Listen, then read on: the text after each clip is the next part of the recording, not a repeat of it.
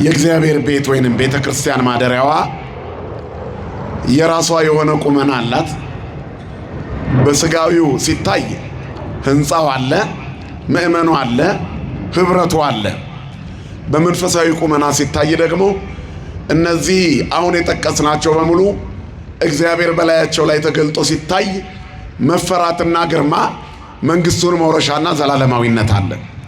ህንጻው ለሰው ታነጸ፣ ሰው ደግሞ በአንድነት ለሰማይ ተዘጋጀ። እኛ የምንኖረው ሰማይ ነው፣ ምድር ላይ አይደለም። ይሄ ዓለም ለጊዜው የምንታይበት እንጂ የሚያኖረን ዓለም አይደለም። ሰው ብዙ በማይኖርባት ምድር ላይ ሲታገል ምንም ሳይሰራ ያልፋል። ወደዚህ ዓለም የመጣ ነው እግዚአብሔር በእኛ ህይወት ዓላማ ስላለው ነው። 20 ዓመት ኑር፣ 30፣ 80 ኑር፣ 90 ሊሰራብህ ስለፈለገ ነው እግዚአብሔር የሚያቆየ። አሁን የምንኖረው ያላለቀ ስራ በምድር ላይ ስላለ ነው እንጂ እዚህ ስለምንቆይ አይደለም። ስለዚህ ይሄ ዓለም የምንቆይበት ወይንም የምንታይበት እንጂ የሚያኖረን ዓለም አይደለም። የኛ ዓለም ሌላ ነው፣ ሀገራችንም ሌላ ነው፣ ሐሳባችንም ሰማያዊ ነው፣ ክብራችንም ሰማያዊ ነው። ህይወታችን መንፈሳዊ ማደሪያው፣ መጨረሻ ላይ መግቢያችን የእግዚአብሔር መንግስት ነው። ሰው የተፈጠረው እግዚአብሔርን ለማመስገንና ክብሩን ለመውረስ ነው። ቢሆንም ሲፈጠርም እንዲሁ አልተፈጠረም። ግሩምና ድንቅ ሆኖ ነው የተፈጠረው፣ እንዲያመሰግነው ነው። አሁን ሰው በግድ እንዲያመሰግነው ስላልፈጠረው እግዚአብሔር የፈለገ ያመሰግነዋል፣ ያመሰገነውን ይባርከዋል። እግዚአብሔር አምላኩ ያደረገው ሰው ብፁዕ ይባላል። ብፁዕ ህዝብ ዘእግዚአብሔር አምላኩ ነው። የሚያመሰግነው ህዝብ ብፁዕ ይባላል። ብፁዕ ህዝብ ዘያአምር የብቦ፣ እግዚአብሔር አምላክ የሆነለት ህዝብ ምስጉን ነው። እግዚአብሔርን ማመስገን የሚያውቅም ምስጉን ነው። ሰው ሁሉ እኮ ምስጉን ነበር። በባህሪው ሰው ቅዱስ ነበር ሲፈጠር። ምክንያቱም ከስጋው ጋር የማትሞት የማትበሰብስ ሕያዊት ለባዊት ነባቢት ነፍስ በውስጡ አለች። ያቺ ደግሞ የእግዚአብሔር ትንፋሽ ናት፣ የእግዚአብሔር እስትንፋስ ናት። አሁን የምንጠየቀው እኮ ከእግዚአብሔር የተቀበልነውን በአደራ መያዝ ሲያቅተን ነው። ከእግዚአብሔር የተቀበልነውን በአደራ ስንይዘው እንባረካለን። ነፍስ የራሳችን አይደለችም። ከስጋ ጋር የማትሞት ሰው ሲፈጠር ሰው ነው። ሰውነቱ ግን ምሉእ ያልሆነበት ምክንያት የእግዚአብሔር እስትንፋስ በአፍንጫ ውስጥ አልተባለም። ስጋና ነፍስ ብቻ ነበረው፣ ወይንም ደመ ነፍስ። ሕያው አልነበረም ሰው። እግዚአብሔር ሰውን ከምድር አፈር ሰራው ይላል። ሰው ተሰራ፣ ሙሉ ሰው አልሆነም። ሕያው ነፍስ ያለው አልሆነም ነበር። ስለዚህ ሰው ሶስትነት እንዲኖረው አደረገ። ስጋ፣ ነፍስና መንፈስ። መንፈስ የምትባለው እቺ ዘላለማዊት ሕያዊት ለባዊት ነባቢት ነፍስ ራሽናል ሶል። ያኛው ግን ደመ ነፍስ ነው። በነፍስ ደመ ነፍስ አኒማል ሶል እንስሳትም ላይ አለ፣ ቬጂቴቲቭ ሶል አትክልትም ላይ አለ። አትክልቶች ያድጋሉ ይተነፍሳሉ እንላለን። እንስሳትም ያድጋሉ ይተነፍሳሉ። ሰው ግን እንዲህ አይደለም፣ ሕያውና ዘላለማዊ ነው። ስለዚህ በአፍንጫው የሕይወት እስትንፋስ ያለበት ሰው ሶስትነት ያለው ሆነ፣ ምሉ ሕያው ነፍስ ያለው ሆነ። ከእግዚአብሔር ነው ያገኛት፣ በተውሶ ነው የተቀበላት። ሊንከባከባት ግድ አለ። ነፍስ በስጋ ውስጥ ነው ያለችው፣ በስጋ ማደርነት ትንቀሳቀሳለች። ስለዚህ የስጋና የነፍስ ሙግት አንዳንዴ በቅዱሳት መጻሕፍት ይገለጣል። ለምንት ትቴክዚ ነፍሴ ወለምንት ታውክኒ፣ ነፍሴ ወይ ስለምን ታውኪኛለሽ፣ ስለምን ታስጨንቅኛለሽ? የስጋና የነፍስ ሙግት ነው። በዓለም መድኃኒት በመድኃኒቴ አምላክ በእግዚአብሔር ታመኚ መድኃኔ ገጽዮ አምላኬ እመኒ በእግዚአብሔር ከመገኒ ቦቱ፣ በእግዚአብሔር እመኚ ታመኚ የዓለም መድኃኒት በሆነው ይላል። ስለ ነፍሱማ ወደ እግዚአብሔር ለመሄድ እንደናፈቀችም ይናገራል። በስጋና ነፍስ ውህደት ውስጥ ነፍሱ ወደ እግዚአብሔር መሄድ እንዳለባት ጸማት ነፍሴ አብ አምላኬ ሕያው፣ ነፍሴ ወደ ሕያው አምላክ ተጠማች ይላል። ማእዜ እበጽ ወእሬ ገጾ ለአምላኬ፣ መቼ እነሳለሁ የአምላኬን ፊት መቼ አያለሁ ይላል። ነፍስ መሄድ ትናፍቃለች፣ ወደ ቤቷ መግባት። እረፍቷ እግዚአብሔር ዘንድ ነው። ግብኢ ነፍሴ ውስተ እረፍትኪ፣ ነፍሴ ወይ ወደ እረፍትሽ ተንከራተተች። ይህ ዓለም መንከራተቻ ነው። መኖር ውሸት ነው። እውነተኛው ማንነት ከሞት በኋላ ያለው ነው። መኖር እውነት ቢሆን ኖሮ የፊት መጨማደድ፣ የቆዳ መሸብሸብ ባልኖረ ነበር። ባለ ትክክለኛ መልክ ሰው አይቆይም። ለዚህ ነው መታወቂያ በየጊዜው ቀይሩ ባለው እኛ ስለምንቀያየር ነው እንጂ ጠንከር ባለ ካርድ ለእድሜ ልክ በተሰራ ነበር። ግን አይደለም። እንደተወለደ ባለ መልኩ ያለ ሰው የለም። በዚህ ዓለም ላይ እያደግን በሄድን ቁጥር እየተሰናበትን እንሄዳለን ምድሪቱን። በሰማይ ግን እርጅና የለም። በዚያ ባለው ሀገራችን አዲስ ሆነን ነው የምንኖረው። በደስታ ለምልመን ነው የምንኖረው። ፈክተን ነው የምንኖረው። የፊት መጨማደድ የለም፣ እርጅና የለም፣ የጉልበት መላላት የለም፣ የክንድ መዛል የለም። በፈካ ፊት በንጉሱ ዙፋን ከቅዱሳን መላእክት ጋር እያመሰገን እንኖራለን። ለዚያ ክብር ያብቃን መድኃኔዓለም። ስለዚህ እዚያ ነው ሀገራችን። ነፍሳችን ተውሶ ናት። መክብብ 3 ላይ ለሁሉም ጊዜ ያለው ይላል። መክብብ 12 ላይ ይቅርታ፣ መክብብ 12 ላይ የጭንቀት ቀን ሳይመጣ በጉብዝና ወራት ፈጣሪን አስቡ፣ ደስ አያሰኙም የምትላቸው ቀናት ሳይመጡ ፀሐይና ጨረቃ ከዋክብት ብርሃናቸውን ሳይነፍጉ እንዲህ እያለ ነፍስም ይላል ወደ ባለቤቷ ወደ እግዚአብሔር ተመልሳ ሳትሄድ። የነፍሳችን ባለቤቷ ማን ነው? እንደምን አደራችሁ? ማን ነው ባለቤቷ የነፍሳችን? እግዚአብሔር ነው። ትሄዳለች። የት ነው ያስቀመጥክ? ትጠየቂያለሽ። አይሽ እንጠየቃለን። የት ነው ያስቀመጥካት? እስካሁን ተስፋዋ ማን ነበር በምድር ላይ ያለች? ስለዚህ የሁል ጊዜ ክርስቲያን አዋጅ እግዚአብሔር በሕይወቱ እንዲከብር፣ እግዚአብሔር በሕይወቱ እንዲነግስ፣ እግዚአብሔር በሕይወቱ እንዲገለጥ፣ መንፈሳዊነቱ እንዳይላላ፣ ስጋዊነቱ እንዳያሸንፈው ሁሌ በየቀኑ በትግል ነው የሚኖረው። ክርስትና በትግል መኖር ነው። ክርስቲያን የሚታገል ነገር ግን የማይሸነፍ ነው። የማይሸነፍ ሁልጊዜ በድል የሚኖር ያ እንዲሆን መላ ሰውነትን በመንከባከብ ወደ እግዚአብሔር መንግስት መናፈቅ ያስፈልጋል ማለት ነው። መልማት አለብን። ለዚህ ነው መዝሙረኛው ዳዊት በጌጠኛ ቤትህ ልማት ይሆናል። ክቡር በሆነው በሰው ሰውነት ላይ እግዚአብሔር ብቻ ይገለጥ። የኛ ልማት እግዚአብሔር ነው። ስለ ጃምባና መኮትኮሻ አይደለም የማወራው።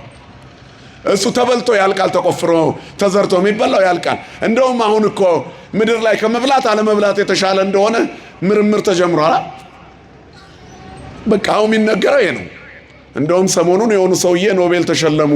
ምክንያቱም ምግብ አለመብላት መጾም የሚያስገኘውን ስጋዊ በረከት ተባለ። እኛ ለሰማይ መጾም ከጀመርን ቆይተናል። እግዚአብሔር ጾማችንን ይቀበልልን።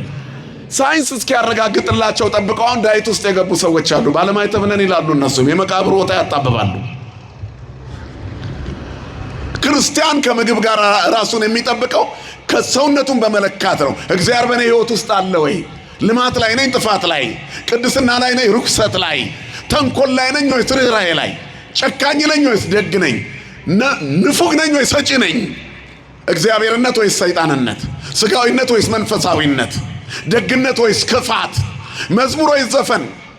ለእግዚአብሔር መገዛት ወይስ ለዓለም መገዛት? ናፍቆቴ ምቀኝነት ወይስ ፍቅር?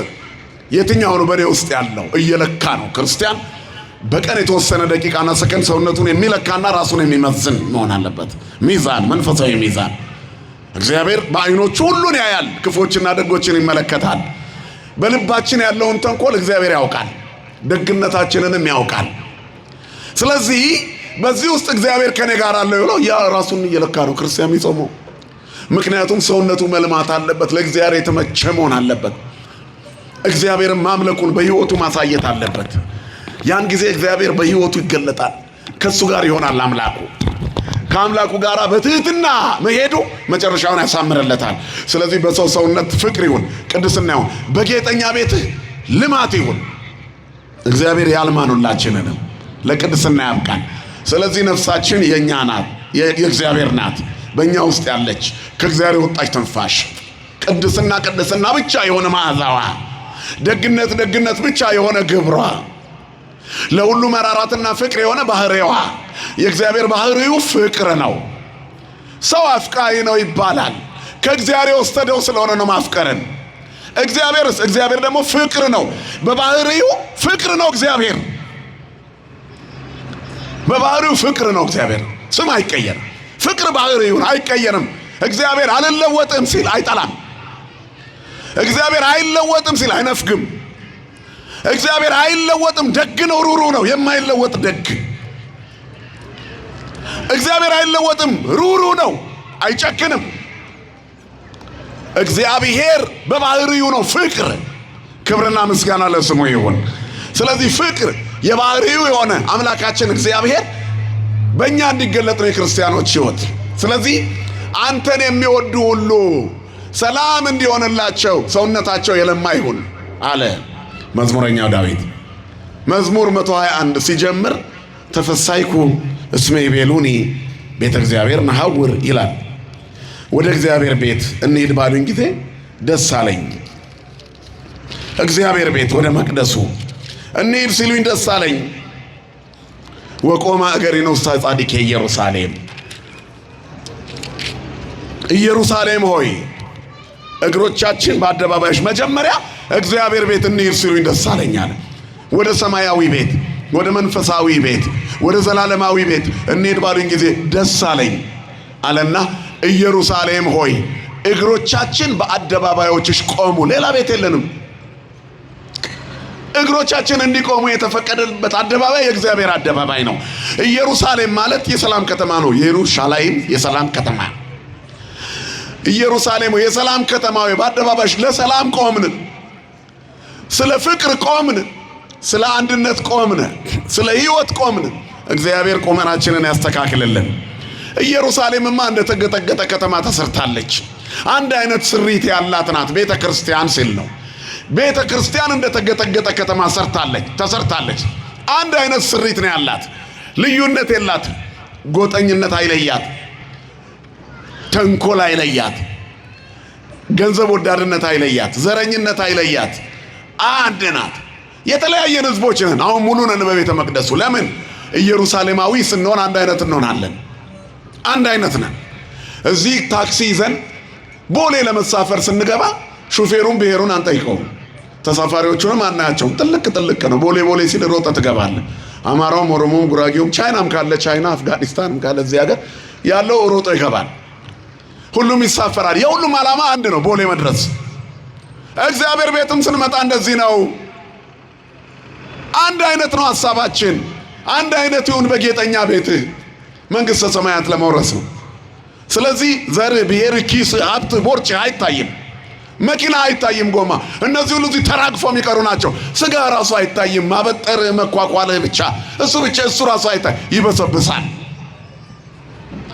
ስለዚህ የሚታየው ማናት? ነፍስ ናት። ነፍስ ደግሞ ዘር የላት፣ ሀብት የላት፣ ብሔር የላት፣ ውፍረት የላት፣ ሳይዝ የላት። ሚዛኗ እግዚአብሔር ነው። ልኬቷ እግዚአብሔር ነው።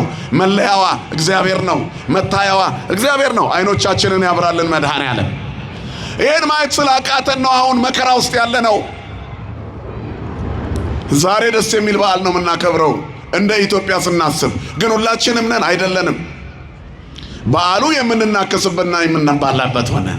ለምን ይመስላችኋል? እንክርዳዱን ጠላት ስለዘራብን። በጋራ አንድ ላይ ቆመን ጊዮርጊስ አንድ ስለሆንን ከኛ ጋር የቆመበት በዓል እንዳይከበር በመንፈሳዊውም በስጋዊውም እንክርዳድ ተዘራበት። በዚህ ምክንያት እንደ ሀገር በስጋት የምናሳልፈው ቀን ሆነ። ያ ሁሉ የደስታ ቀን ከመቶ ምናምን ዓመት በላይ የተደሰትንበት በዓል ነገ እኮ ሊረበሽ ይችላል ብለን የምንፈራበት በዓል ሆነ። እግዚአብሔር የተሻለ ነገር ያምጣልን። ስለዚህ ይሄ ሁሉ ለምን መጣ? ጥፋት ሰውነታችን ውስጥ ስላለ፣ የተዘራውን እንክርዳድ ለይተን የምናይበት ስክነት ስለሌለን። ስለዚህ አሁን ልማት ያስፈልጋል ማለት ነው። የሰውነት ልማት። ይሄ ሳምንት እግዚአብሔር እየጠፋ ላለው መቅደስ ወደ ልማት እንዲመለስ ቆሻሻውን ያራገፈበት ሳምንት ነው። መቅደሱን ያጸዳበት ሳምንት፣ የዐቢይ ጾም 3ኛ ሳምንት። ስለዚህ ይነገራል ሰዎች ለእግዚአብሔር የተመቻቸ ቁመና ላይ እንዲቆሙ በህንፃው አስታኮ በሰዎች ሰውነት ላይ ያሳየው ትልቅ ክብር ስለመሰራት ይህንን የተናገረው የዳዊትን መልእክት ይኸው እኮ ነው። ወደታችን ወተዚያነው ዳህና አለ ኢየሩሳሌም ወፍስሐሆሙ ለእለ ያፈቅሩ ስመከ ይኩን ሰላም በኃይልከ። ስለ ኢየሩሳሌም ሰላምን ለምኑ። አንተን ለሚወዱ ሁሉ ደስታ ይሁን፣ በኃይል ሰላም ይሁን። ወትፍሲት ውስተ ማይፈደክ በዲከ። በጌጠኛው በተዋበው ቤት ደስታ ይላል። አማርኛው ልማት ይለዋል። ደስታ ልማት ነው። ልማት ደስታ ነው። ፍጻሜያችንን ያበጅልን መድኃኔዓለም። በእንተ አኀወየ ወቢጽየ ይትናገሩ ሰላም በእንቲአኪ። ስለ ወንድሞቼና ስለ እህቶቼ፣ ስለ ባልንጀሮቼና ስለ ወገኖቼ፣ ስለ ሁሉም በውስጧ ስለሚኖሩ ስለ ባልንጀሮቼና ስለ ወንድሞቼ በውስጧ ሆነው ሰላምሽን ብቻ እንዲናገሩ፣ የቤተ ክርስቲያን መዓዛዋ ሰላም ብቻ እንዲሆን፣ ዘረኝነት አጀንዳዋ እንዳይሆን፣ ገንዘብ ወዳድነት አጀንዳዋ እንዳይሆን፣ ስርቆት አጀንዳዋ እንዳይሆን፣ ልዩነት አጀንዳዋ እንዳይሆን፣ ጎጥ አጀንዳዋ እንዳይሆን፣ ልማት ይሁን። ልማት ይሁን። እግዚአብሔር ያልማን። ማን ያልማን? እግዚአብሔር ያልማን። ራሱን የሚያይ ሰው የጠፋበት ዘመን ላይ እኮ ስላለ ነው። ዳዊት በምትፈርሰው መቅደስ የራሱንም ሰውነት አየ። ከዛም በኋላ መቅደሷ ልማት ይሽተት አለ። ወበእንተ ቤተ እግዚአብሔር አምላኬ ሐሰስኩ ሰናይተኪ፣ ስለ አምላኬ ስለ እግዚአብሔር ቤት መልካምነትሽን ለመንኩት። ዓለም በብዙ ነገር ስትጎተጉተን ስታስጨንቀን፣ ፖለቲካው፣ ረሃቡ፣ ፍትህ ማጣቱ፣ ችግሩ፣ እነዚህ ሁሉ ጎጠኝነቱ፣ ልዩነቱ፣ አለመስማማቱ እያስጨነቀን እዚህ ስንደርስ ተመሳሳይ ነገር ካገኘን የታለ እግዚአብሔር ጌጠኛ ቤት? በሰው ሰውነት የታለ ልማት? በታቦቱ ላይ የታለ ቅድስና ልማት? በቅዳሴው ላይ የታለ ውጤት? በማህሌቱ ላይ የታለ ውጤት? ሰዓታቱ መቼ ነው ሰማይ ቀዶ የሚገባው? መቼ ነው የእግዚአብሔር የፍቅር ዝናብ ሀገራችን ላይ የሚዘንበው? መቼ ነው እንደ ድሮ የምንሆነው? እግዚአብሔር በጌጠኛ ቤት ልማት ይሁን ብለን ስንለምነው ነው። ነብዩ ዳንኤልም ስለዚህ ነገር ተናግሮ ነበር በአንድ ወቅት። ትንቢተ ዳንኤል ምዕራፍ 10 ምዕራፍ 9 ቁጥር 17 ይቅርታ። አብርህ ገጽ እግዚኦ አብርህ ገጽከ ላዕለ መቅደስከ ይላል። አቤቱ በመቅደስ ላይ በፈረሰው ዘተመዝበረ በእንቲአከ ስለ አንተ ስትል በፈረሰው መቅደስ ላይ ፊትህን ግለጥ ይላል። ምርኮኛው ዳንኤል እኮ ነው። ኢየሩሳሌም ፈርሳ ቅጥሮቿ ተጥሰው ተነቃቅለው ጎበዞቿ ታስረው ወደ ባቢሎን ሄዱ። አትፈርስም ያሏት የሰላም ከተማ በቅድስና ትኖራለች፣ እንዲሁ ነው የምትቀጥለው፣ የቃል ኪዳን ናት ያሏት ከተማዋ ማለት እነሱ መሆናቸውን ዘንግተው ከነ ኃጢአታቸው መኖር ሲጀምሩ ሕዝቅኤልም ተነሳ እረፉ አለ። ኤርምያስም ለፋ። ዳንኤል ገና ታስረው ከተወሰዱት ነቢያት መካከል እንደ አንዱ ሆነ። ነቢየ እግዚአብሔር ኤርምያስም ሁሉም ጽፈዋል። መጨረሻ ላይ ዳንኤል ምዕራፍ 9 ላይ ሲደርስ ጸሎቱን ጀመረ። እኛ በድለናል፣ አጥፍተናል። ሀገራችን ሰላም ያልሆነችው፣ ምርኮኛነት የበዛው ለዚህ ነው። ሰላም ያጣነው ለዚህ ነው። እስራት የበዛው ለዚህ ነው። እንግልት የበዛው፣ ስደተኞች የሆነው ለዚህ ነው። ጌታ ሆይ ፊትህን አብራ አለ። እግዚአብሔር ፊቱን ያብራብን ሁላችንም ላይ። ልባችን ሌላ ነው የሚያስበው እዚች ሀገር ላይ ተቀምጠን። ዓለም ደግሞ ስለዚች ሀገር በታሪክ ብዙ ነገር ያስባል። ምን የከለከለን ይመስላችኋል? በውስጣችን የጎደለ ነገር ስላለ አይደል ወገኖቼ? ስለዚህ ያኔ በነጩ ፈረስ ጠላትን የተዋጋው ጊዮርጊስ ዛሬ ደግሞ በእኛ ውስጥ ያለውን ጸላዔ ሰናያት ይዋጋልን። እንዳንስማማ ያደረገንን፣ በሚታወቅ ታሪክ ውስጥ አንድ እንዳንሆን ያደረገን፣ ለሽንፈታቸው ቅዱስ ጊዮርጊስ እንዳገዛቸው ጣሊያኖቹ አምነዋል። እኛ ግን ማመን አቃተን። ስለዚህ በጋራ አይደለም እናከብረው በዓሉን። በነጮቹ ታሪክ ላይ የተጻፈው እንኳን የሆነ ደስ ሌላ ነገር የሚጨምርልን የመሰላቸው ሰዎች እንዲጠፋ ፈለጉ። ዓለም ለረጅም ዘመናት ሲናገሩ የመጣውን ከነሱ ጋር በነጩ ፈረስ እየተሰወረ የሚያጠቃ የሚደነቅ ግርማ ያለው ተብሎ የተነገረለት ሰማዕቱ ጊዮርጊስ ነው። ክብርና ምስጋና ለስሙ ይሁን። ይሄ እንኳን እንደ ጥፋት ተቆጥሮብናል፣ እንዲነገር አይፈለግም እንጂ ይሄ እኮ በቂ ኩራት ነው፣ በቂ ክብር እኮ ነው። ግን አንድ የሚያደርገን ነገር ጠፋ። ስለዚህ እግዚአብሔር በሀገራችን ሰላሙን ያምጣልን። የጻድቁ አቡነ ተክለ ሃይማኖት በሰማይ ሄዶ ከመላእክቱ ጋር ማጠን ለኛ ላማኞቹ ብቻ አይደለም፣ ኢትዮጵያዊ ነኝ ለሚለው ሁሉ ኩራት ነው። በምድር የሚኖር ኢትዮጵያዊ ሰማይ ላይ ካሉት መላእክት ጋር ጽና እንዲይዝ ከእስራው 40ቱ ካህናተ ሰማይ ጋር መንበረ ልዑልን እንዲያጥን የተፈቀደለት ሰው የተወለደበት ሀገር ላይ ነው የተወለድኩት ማለት ለክርስቲያን ብቻ ሳይሆን ለአንድ እስላም ራሱ ኩራት ነው። የግድ ክርስቲያን መሆን አይጠበቅበትም እንዲህ ካሰበን።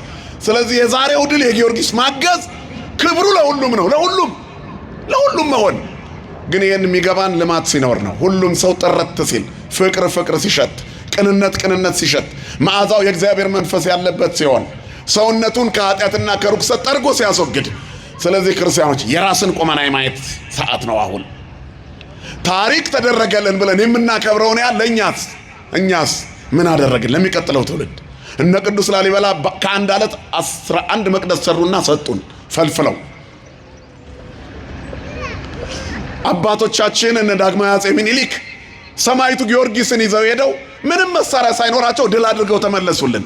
በዘመናዊ መሳሪያ ዘመንስ እኛ በትግላችን ውስጥ የምዕራባውያንን እጅ በረሃብ የምንዘረጋ ተሰደን ሄደን ሜዲትራኒያን ባህር ላይ የምናልቅ ለምን ሆነን? የአባቶቻችን ልጅ መሆን ስላቃተን ነው? እስራኤል ላይም ይሄ ደርሶ ነበር። አባቶቻቸው በኤርትራ ባህር መካከል ተሻግረው አለፉ። ከምርኮኝነት እምቢ ብለው ነፃ ወጥተው ልጆቻቸው ለእግዚአብሔር እምቢ ሲሉ ናቡከደነጾር በግንድ አጣብቆ አስሮ መልሶ ባቢሎን አፈለሳቸው። ጎበዞቹ ከተማዋን መዘበረ፣ መቅደሱን ዘረፈ። ከዛ ያ ሁሉ አገልግሎትና ስብሐተ እግዚአብሔር ተቋረጠ። በባቢሎን ወንዞች አጠገብ ተቀምጠው ማልቀስ ጀመሩ። ሶበ ተዘከርናሃ ለጽዮን ህየ ውስተ አፍላገ ባቢሎን ህየ ነበርነ ወበከይነ ሶበ ተዘከርናሃ ለጽዮን አለ ዳዊት። በባቢሎን ወንዞች አጠገብ ተቀምጠን አገራችንን እየናፈቅን አለቀስን። እኛም እኮ ዛሬ እንዲህ ነን። በምድራችን ላይ እንኑር እንጂ ባይተዋርነት የማይሰማው ማን አለ? በጌጠኛ ቤትህ ልማት ይሆን። እግዚአብሔር ደስታን ይመልስልን ለሁላችንም። ስለዚህ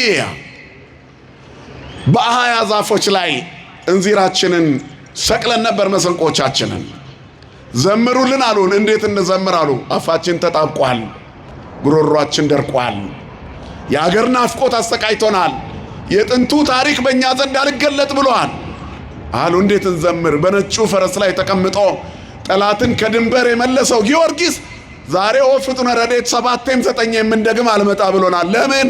የት ይምጣ? ውስጣችን እሱን ለመቀበል ዝግጁ አይደለም። እግዚአብሔርን ስጠን እንለዋለን፣ እጃችን ግን አልተዘረጋም። ስለ ፍቅር እንናገራለን፣ ጥላቻ ከውስጣችን አልወጣም። የት ይምጣ? ሰማይቱ ጊዮርጊስ ና በፈረስ እንለዋለን። ፀሐይ ዘለዳ ኮከብ ዘለዳ ና ጊዮርጊስ እንላለን። ዘለዳ ንጉሥ የልዳው ኮከብና የልዳው ፀሐይና እንለዋለን። የት ይምጣ? ሲመጣ በሃይማኖት የጠነከረ በምግባር የበረታ ከዘረኝነት የተወገደ ስለ ቅድስና የቆመ መንፈስ የለንም።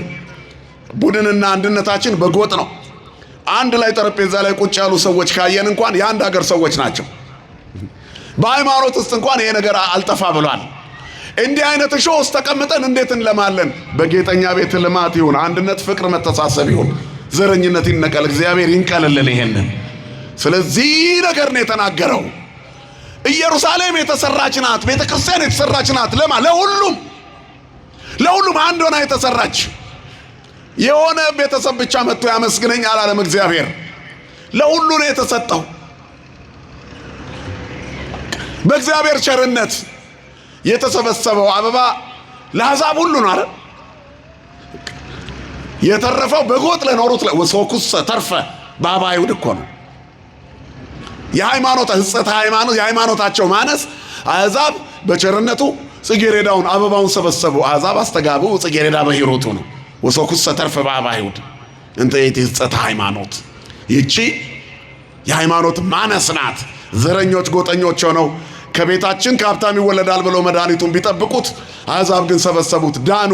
ላልጠየቁኝ ተገለጥኩ፣ ላልፈለጉኝ ተገኘው፣ በስሜ ላልተጠራ ሕዝብ አለ በኢሳይያስ እነሆኝ አልኩታል። የፈለጉት አገኙት፣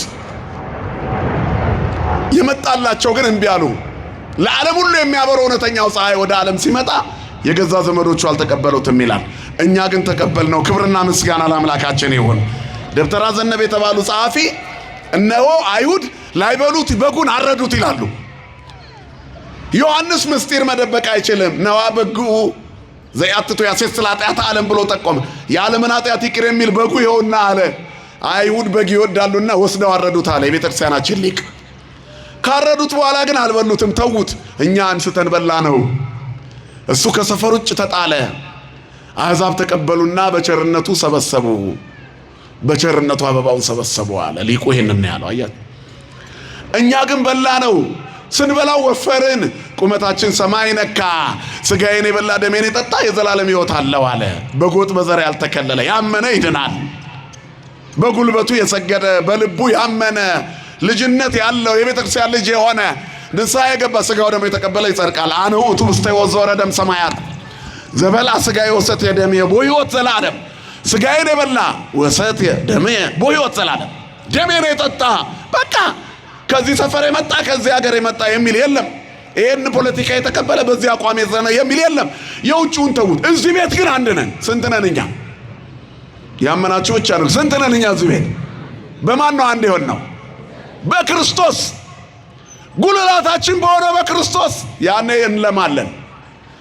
ከጎን ያለውን ሰው አታውቀውም የት ሀገር ሰው እንደሆነ። ምን ያደርግልሃል? አብሮ ግን ቁጭ ብሏል። የት ሊገባ? መንግሥተ ሰማያት። ስለዚህ እሱም አንተም ግቡ፣ ጠባብ አይደለም። እዚህ እንኳን ወንበር ያልቃል አንዳንዴ፣ እዛ እንደዚህ የለም፣ ለሁሉ ሙሉ ነው። በአባቴ ቤት ብዙ መኖሪያ አለ አይደል ያለ ጌታ። እስመ ውስተ ቤተ አቡየ ኩሉ ማኅደሮ ምዕራፍ ቦቱ ኢይደንግጽክሙ ልብክሙ እመኑ በእግዚአብሔር ወእመኑ በየ። አትታወቁ፣ አትደንግጡ፣ አይዟችሁ፣ በአባቴ እመኑ በእኔም እመኑ አለና እስመ ውስተ ቤተ አቡየ ኩሉ ማኅደሮ ምዕራፍ ቦቱ፣ በአባቴ ቤት ብዙ መኖሪያ አለ፣ በዚያ ስፍራ አዘጋጅላቸዋለሁ አለ። የሰው እጅ ያልተጠበበበት ያማረ የተዋበ የተሳለ የፊቱ መልክ ያለበት የእግዚአብሔር መቅደስ በሰማይ አለ። በጌጠኛ ቤቱ በዚህ ልማት ሲሆን የዚህ ልማት ውጤት በዚህ ያንጸባርቃል። በአርያም በምትመሰለው መቅደስ ውስጥ ቆመን በልዩነት ከመተያየት እግዚአብሔር ይጠብቀን። ስለዚህ የተወደዳቸው የእግዚአብሔር ቤተሰቦች ይህ ሳምንት የተሰራው ለእኛ ነው። መቅደስ የተባልነው እኛ ነን። ጌጠኛ ቤቱ እኛ ነን። ስሙን እንድናጌጥንበት፣ ክብሩን እንድንወርሰው፣ መነካከስ ከኛ እንዲርቅ፣ መነቃቀፍ ከኛ እንዲርቅ፣ ትችት ከኛ እንዲርቅ፣ ፍቅር እንዲነግስ። ለጽድቅ የሚቆም ሰው የለም፣ ለፌዝ የሚቆም ሰው ነው ያለው። ስለዚህ እንተውና የልማት ሰዎች ነው። የምን የቅድስና ሰዎች ማለት ነው። የአንድነት ሰዎች ሁኑ። ሀገራችሁ ሰማይ ነው። ልባችሁ አይታወክ። በእኔ እመኑ፣ በአባቴ እመኑ፣ በእግዚአብሔር እመኑ። በአባቴ ቤት ብዙ መኖሪያ አለ፣ በዛ ትኖራለህ። እዚህማ አትኖርም፣ ትቆያለህ። ብዙ እኮ አንቆይም። ስለዚህ መኖሪያችን ሰማይ ነው። ሀገራችን በዚያ ነው። እምናርፈውም እዚያ ነው። መኖር ድካም ነው፣ እረፍት ነው መሞት። ሞቶም ስለ ጻድቃን ሕይወቶም እረፍቶም ይላል። ሰው ሲሞት አይረፈ ይባላል። አረፈ እኮ ለካ ይደክማል። መኖር ይደክማል እኮ፣ መውጣት መውረድ ይደክማል እኮ፣ ሲመሽ ሲነጋ ስጋቱ ያደክማል እኮ። ነገ ለልጆቼ ምንድነው ማበላቸው ብሎ ማሰብ ይደክማል። የፍርድ ቤት ቀጠሮ እየሄዱ ምን ሊያፈርዱብኝ ይሆን ማለት ይደክማል። ለሕክምና ቼክአፕ እየሄዱ ምን አለብሽ ቢሉኝ ምን ሊውጠኝ ነው ማለት ይደክማል አይደል? ሕይወትን መጋፈጥ ይደክማል። እግዚአብሔር ያግዘን ሁላችንን። ግን ይሄም ሁሉ ዝም ብሎ እየተደከመ አይኖርም። እግዚአብሔር በምድርም በሰማይም አምላካችን ነው። ክርስትና ማለት በሰማይ ሙሉ እረፍት ነው፣ በምድር ደግሞ ትንፋሽ ነው። ተንፈስ ትላላችሁ እኮ ማን ከኛ ጋር ሲኖር። የምድር በረከትም እኮ ከእግዚአብሔር ነው የሚገኘው፣ ከሌላ አይገኝም። እግዚአብሔርን አባታችን ሆይ በሰማያት የምትኖር የምንለው በምድር እሱን የሚተካ አባት ኖር አይደለም። ዋናው ዓላማችን ዙፋኑን፣ ክብሩን፣ ልዕልናውን፣ ከፍታውን እኛም የምንሄድበትን ሀገር ለመጥቀስ ነው እንጂ በምድርም እግዚአብሔር ነው። የምድርን በረከት ትበላላችሁ ይላል። እመሰ ፈቀድክሙ ወሰማዕክሙኒ በረከተ ምድር ትበልዑ። እሺ ብትሉኝ እኔም ብትሰሙኝ የምድርን በረከት ትጠግባላችሁ አለ። በምድርም የዕለት እንጀራችን ጣፍጦ የሚሰጠን ከማን ጋር ስንሆን ነው? ስለዚህ ለዚህ ነገር ራሱ የክርስትናው መዓዛ በሰውነታችን ያስፈልጋል። ያኔ ሁሉ ለእኛ ይሆናል። በጌጠኛ ቤትህ ልማት ይሁን፣ በክርስቲያኖች ሰውነት ልማት ይሁን። ልማት እግዚአብሔርን መፍራት፣ ቃል እግዚአብሔር መስማት፣ ኃጢአትን ማስወገድ፣ ማራቅ። እግዚአብሔር ወደ መቅደሱ ገብቶ ጠርጎ ያወጣው ሰውን አይደለም። በሰው ላይ የጽድቁ እንቅፋት የሆነውን ሸቀጥ ነው። ኢትግበሩ ቤተ አቡየ ቤተ መስያጥ ገብቶ ለህዝቡ አስተማራቸው እኮ ነው። ቦአ ኢየሱስ ምኵራበ አይሁድ ወመሐረ ቃለ ሃይማኖት። እግዚአብሔር ኢየሱስ ክርስቶስ በሥጋ ወደ አይሁድ ጸሎት ቤት ገባና የሃይማኖትን ቃል አስተማራቸው ይላል። አስተማራቸው፣ ገብቶ አስተምሯቸዋል። ነጋዴዎቹንስ ገበታቸውን ገለበጠ። ሐኪም ቤት ሄደ የምትታከመው ልትሞት አይደለም፣ ሊያድን ነው ሐኪሙ የሚጥረው ዶክተሩ። ስለዚህ ምን ያደርጋል? ላይ ያለውን ህመም ይነቅለዋል። በመድኃኒት የሚገኘውን ነገር እንማራለን። ምህረትንም በዚያው እውቀትንም በዛው እናገኛለን። እሱ ያዘዘልኝ መድኃኒት ቁርጠቴን፣ ውጋቴን፣ የጎን ውጋቴን መተንፈስ ያጣሁት አዳነኝ ትላል ሐኪሙ። እግዚአብሔር በሐኪሞች በኩል ለሁላችንም መድኃኒቱን ይላከልን። ምድራውያን ሐኪምም ቢሆን እግዚአብሔርን ከፈራ ነው ማዳን የሚችለው። እግዚአብሔር የሰራውን ሰውነት በምላጭ ሲቀድ በእውቀት ብቻ ከሆነ ሲጨርስ መቀስ ረሳው ቢላዋ ረሳው የሚባሉ ዜናዎችን እንሰማለን።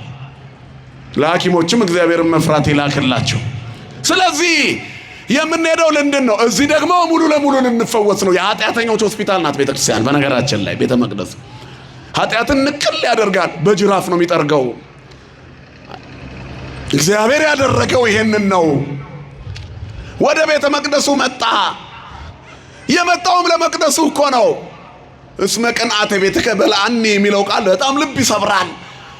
የቤት ቅናት በላኝ አለ ዳዊት። ይሄ ተፈጸመ ይላል እኮ ዮሐንስ ወንጌል ምዕራፍ 2 ላይ ያንን የለዋጮችን ገበታ ከገለበጠ በኋላ አውጽኡ አሰስሉ ዘንተ ህምዘ፣ ይሄንን ከዚህ አውጡና አስወግዱ። ይትክበሩ ቤተ አቡየ ቤተ መስያት፣ የአባቴን ቤት የንግድ ቤት አታድርጉት። ቤቴ ቤተ ጸሎት ይሰማይ።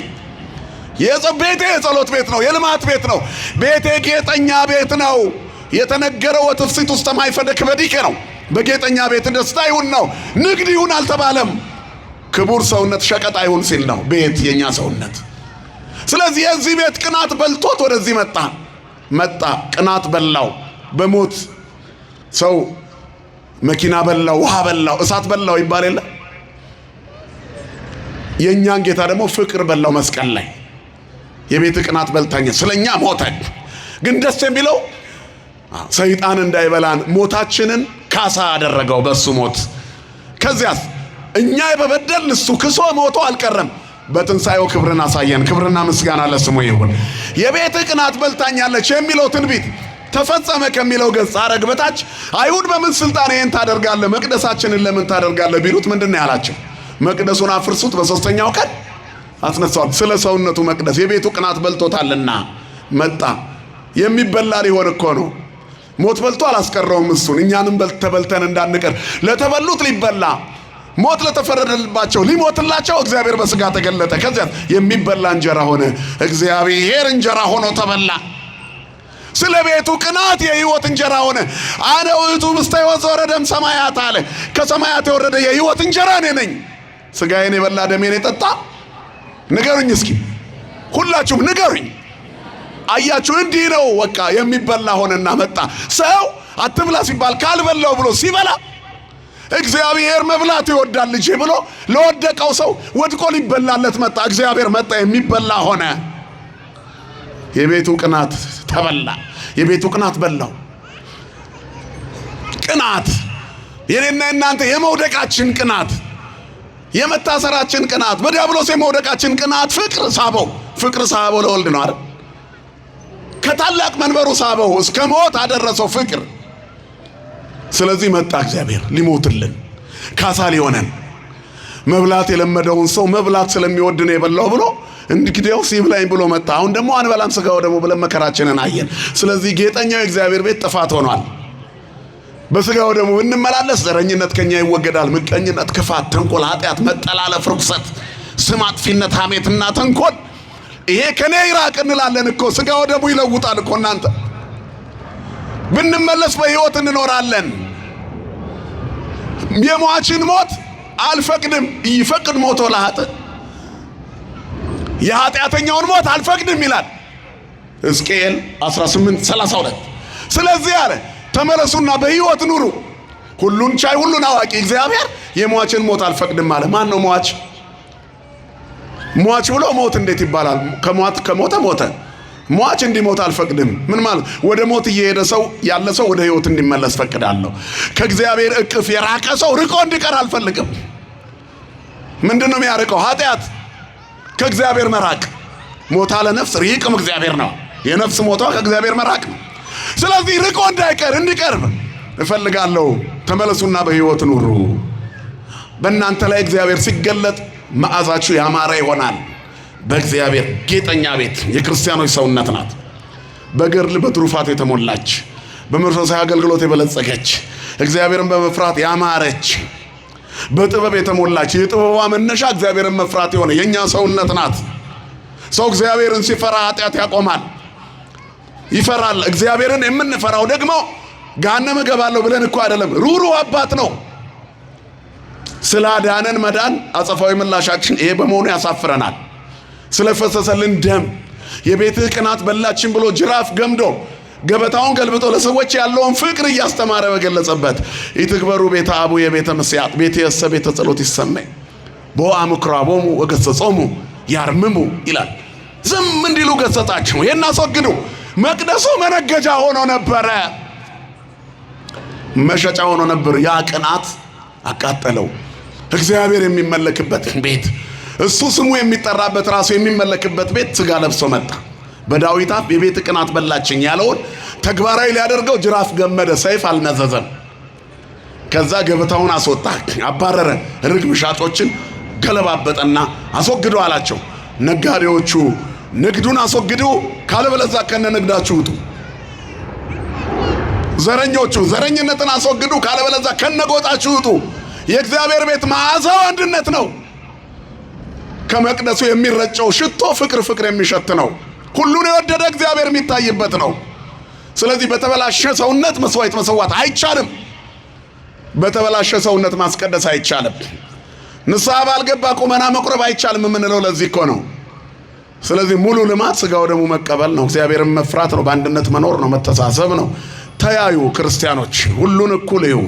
ክርስቲያኖች ለሌሎች የተረፉ ናቸው። ተሰልፈን የምንጠጣው የምንጸበለው ጸበል ከሥጋዊ ደዌ ልንፈወስበት ጸበል ቤት መጠመቂያ ተሰርቶልን በቤተ መቅደሱ አንጻር ገብተን የምንጠመቀውን ጥምቀት እኛ ብቻ መሰላችሁ እንዴ? ኢአማንያንም መጥተው ይጠመቃሉ። ለሌላ የተረፍን ነን። ለምንድነው ውስጣችን ከእግዚአብሔር ፍቅር የራቀው? ይህንን ነው እግዚአብሔር የጠላው። ስለዚህ ወገብረ መቅሰፍተ ጥብጣቤ በአብሊለ የገመድ ጅራፍ አዘጋጅቶ የጠፍር ጅራፍ ሰራ፣ ገመደ። ከዚያ ገባ ገለባ ገፍተ አማዳት ይሆሙ ለማወልጣን የለዋጮችን ገበታ ገለባበጠ። ሰዎቹንስ ወገሰጾሙ ያርመሙ አንከሩ ምህሮቶ ይላል። ቃለ ነገሩ ሳይሳፉሁ ወሞገሰ ቃሉ ነው የሚለው። የቃሉን ግርማ እንደ ባለስልጣን ያስተምር ነበራ። ንጹሕ ባህሪ እግዚአብሔር እርሱ ነዋ። በአጭር ቁመት በጠባብ ደረት ቢወሰንም ሰማይን ያለ ምሰሶ መሬትን ያለ ካስማ የዘረጋ ነዋ። ስለዚህ ትምህርቱን አደነቁ። እንዲህ አይነት ትምህርት ከጸሐፍት ፈሪሳውያን አልሰሙም። የተሟላ ትምህርት ለምን ጠፋ ከነሱ ዘንድ? ያልተሟላ ሰብዕና የተሟላ ምክር ሊሰጥ አይችልም። ስለዚህ ለሌሎች ለመትረፍ እንሙላ። አባቶቻችን ዛሬ ሰራዊቱን ይዘው የሄዱት የሞሉ ነበሩ ለሀገራቸው ፍቅር። እና አፄ ምኒልክ አይዋሽም እኮ ይሄ ነገስታት ስለሆኑ ስለ ጽድቅና ኩነኔያቸው እግዚአብሔር ነፍሳቸውን በመንግሥተ ሰማያት ያኑረው። ስለ ታሪክ ማንነት ግን ታቦት ይዞ እስከመሄድ ማሰብ ከዚህ በላይ ቅድስና የለም። የቅዱስ ጊዮርጊስን ታቦት ይዘው ሄዱ። እዚያ ሲደርሱ ራሱ ቅዱስ ጊዮርጊስ በነጩ ፈረስ ተዋጋልን። ዛሬ ዓለም የሚደነቅበት የጥቁር ሕዝቦች ኩራት ቀን ሆነ። ይሄ ቀን የሰማዕቱ ጊዮርጊስ ቀን ነው። ክብርና ምስጋና ለአምላካችን ለእግዚአብሔር ይሁን። ትልቁ የክብሩ ባለቤት ሰማዕቱ ቅዱስ ጊዮርጊስ ይዞት የመጣው እግዚአብሔር ነው። መንክር እግዚአብሔር በላይ ለቅዱሳን ይሁን። ዛሬም ቅዱስ ጊዮርጊስን እስከ ዛሬ አቆይቶ ልዩነታችንን መንቀል ይችላል። እግዚአብሔር አይችልም? ግን እኛ በቅዱስ ጊዮርጊስ ረድኤት እንሰራ የዘመኑ ጊዮርጊሶች ሊያደርገን ነው። እኛ እምቢ አልን። የዘመኑ ዲዮቅልጥያኖሶች ሆንን። የዘመኑ ዱዲያኖሶች ሆንን። ሰይፍ የምናነሳ ሆንን። ከማይተቡ ጀርባ የታጠቅነው ብዙ ነገር አለ። መሳሪያው ሰይፉ። እያማተቡ ጀምረው እየተራገሙ የሚጨርሱ ሰዎች በዙ። ሁሉ ልናገር አለ፣ መልካም ነገር የሚያደርግ ጠፋ። እግዚአብሔር ከሰማይ ወደ ምድር የሰው ልጆችን ተመለከተ አለ። ከመይር አይም በጠቢብ ዘያስሶ ለእግዚአብሔር መልካም የሚያደርግ ሰው ያይ ዘንድ እግዚአብሔር ከሰማይ ወደ ምድር ተመለከተ። ኩሉ አረየው ህቡር አለው። ሁሉ በድሏል፣ መልካም ሰው የለም። የሚያብራራ አለ፣ የተብራራ ግን የለም።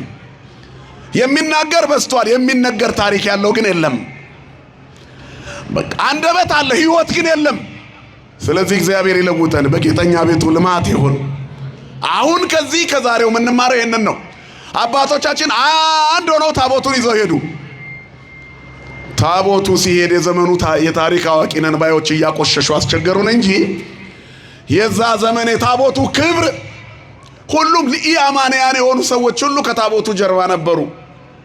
እግዚአብሔር እንደሚያግዛቸው ያምኑ ነበር። ዛሬም ጸበላችንን መጥተው እንደሚጠመቁትና ከደዌ ሥጋ እንደሚፈወሱት ሁሉ ያኔም አድዋ ላይ ሲወጡ አይ ታቦት መጥቷል የኛ ሃይማኖት አይደለም አላሉ። የክርስቲያኖች አምላክ ስሙን ብንቀይረው የኛው አምላክ ነው ብለው ተከተሉ። ስለዚህ የሰማይና የምድር ፈጣሪ ስሙ ይቀያየር እንጂ ያው እግዚአብሔር ነው። ስሙ የተመሰገነ ይሁን። በዶግማ ትምህርታችንና በሥርዓተ አምልኳችን አንድ ነን እያልኩ አይደለም። ልብ አድርጉ፣ የእናንተ ነገር አይታወቅም። ሹልክ ብላችሁ እንዳትሄዱ። ተለማማጭ የበዛበት ዘመን ላይ አንድ ነን እያለ በምግቡም በምኑ መዋሃድ ጀምሯል። አንድ አይደለንም። በሚመች አካሄድ ነው አንድ የምንሆነው። ሃይማኖታችን የጠራች ናት፣ ንጽሕት ናት። እልዋን ሃይማኖትን አንደግፍም። የሌሎችን እምነት አንነካም። ግን የኛ ሃይማኖት የጠራ እንደሆነ እናምናለን አናምንም? ለምን በሕይወት አናንጸባርቀውም? በሕይወት ይታይ። በጌጠኛ ቤቱ ልማት ይሆናል። እናለማለን። በጸበላችን ፈውሰናቸው ተጠምቀው እዚህ የዳኑ ብዙ አሉ። በንጹህ ሕይወታችን ማርከን ክርስቲያን ያደረግናቸው አሉ። ደጋጎቹ አባቶች አረጋውያኑ ሁሉን እኩል መውደዳቸው አባቴ የእርሱ አምላክ አምላኬ፣ የእርሱ ሕይወት ሕይወቴ፣ የእርሱ ሃይማኖት ሃይማኖቴ ይሁን ብለው የተጠመቁ ስንት ሰዎች አሉ እዚህ ቤተክርስቲያን። ሩት ኑኃሚንን ተከትላ ለምን መጣች? ከሞዓብ ወደ ከነዓን ለምን መጣች? ወደ ቤተልሔም ለምን መጣች? ሀገርሽ ሀገሬ፣ ሕዝብሽ ሕዝቤ፣ ሃይማኖትሽ ሃይማኖቴ ያስባላት የኑኃሚን ስብከቷ ነው? ምዕራፍና ቁጥር ጠቅሳ ነው? አይደለም። ሕይወቷ ደግነሽ እንዳንቺ ደጎኜ ልሙት ብላ መጣች። የዳዊት አያት ሆነች። ቦዔዝን አገባች ኢዮቤድን፣ ኢዮቤድ እሴይን፣ እሴይ ዳዊትን። የዳዊት ልጅ የአብርሃም ልጅ የጌታችን የኢየሱስ ክርስቶስ ታሪክ ላይ ተመዘገበች። ከአሕዛብ ወገን መጣ እኮ ነው። አያችሁ፣ ተመልከቱ። እግዚአብሔር ፀሐይ ነው፣ ለክፉዎች ለደጎች ይበራል። ሙቀቱ የተስማማቸው በእቅፉ ስር ይቀራሉ። ሌባው ምናልባት ቀምሶ ሞላጫው ሊሄድ ይችላል። እኛ በአንድ ቤት ውስጥ አንድ ነን። ማን ስላለ? ከእኛ ጋር እግዚአብሔር ስላለ። ደግ ናቸው የጥንቱ አባቶቻችን፣ ይደነቃሉ። አንድ ላይ ሆነው ቆሙ፣ ድል አደረጉ። የመሳሪያ ጋጋታ ቴክኖሎጂው አይደለም። መርከቡ ከባድ መሳሪያው ሁሉ ነበር በዛ ዘመን። እነዛ ሁሉ ነገሮች ግን የመጡበትን ሰራዊታቸውንና ኃይላቸውን ቢገልጡም ለማሳየት ቢሞክሩም አላሸነፉም። ከኛ ጋራ ይሄው ባለ ፈረሱ ነበረ፣ ስሙ ለዘላለም የተመሰገነ ይሁን። ባለ ነጩ ፈረስ ፍጡነ ረድኤት የተባለ ፈጥኖ ተራዳት ኢትዮጵያን። ለጽኑ ወለደኩም ወለነፍሰ ኩሉ ቃው። በየትኛውም ዓለም ደረታችንን ነፍተን የምንሄድ ህዝቦች እንድንሆን አደረጉን። ለተከፈለልን ዋጋ ግን እኛ በልማት ውስጥ አይደለንም። እኛ እንናከሳለን ተቧድነን። የሚያምርብን ይሄ ስላልሆነ የትም ቦታ ላይ ተለያይተን ተሳክቶልን አያውቅም። የኛ ውበታችን እግዚአብሔር ስለሆነ፣ አንድነታችን ጉልላቱ ስር መጠለል ስለሆነ፣ እኛ የእግዚአብሔር ጌጠኛ ቤቶቹ ስለሆንን ልማት ይሁን የተባለው በእኛ ሕይወት ጥፋት አያምርበትም። ክርስቲያን ባለማይተብ ጥፋት አያምርበትም። ባለማይተብ ዘረኝነት አያምርበትም። ባለማይተብ ስስት አያምርበትም። ባለማይተብ ሐሜት አያምርበትም። ባለማይተብ ጥላቻ አያምርበትም። ፍቅር ነው የሚያምርብን፣ አንድነት ነው የሚያምርብን። ስለዚህ እንደው መልክዓ ጊዮርጊስን ስትደግሙ ለደከመውም ለብርቱም የቆመውን ሰማዕት ስሙን እየጠራችሁ እናንተ ደካማውን አትግፉት።